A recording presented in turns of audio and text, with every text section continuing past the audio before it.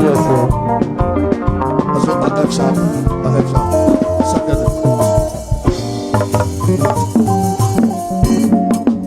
Give me some. Come on. Love you, what's it up, man? Love at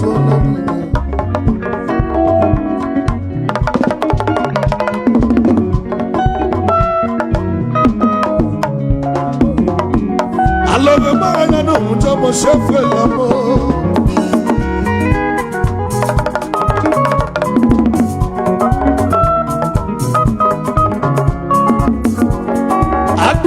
Adore.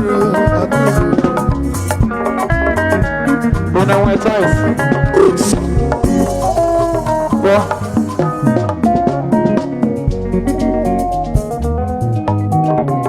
Okay.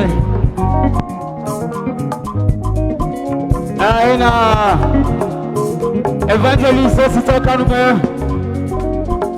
With your daddy and also. Play. Okay, we are daddies. Elego kisi Toronto.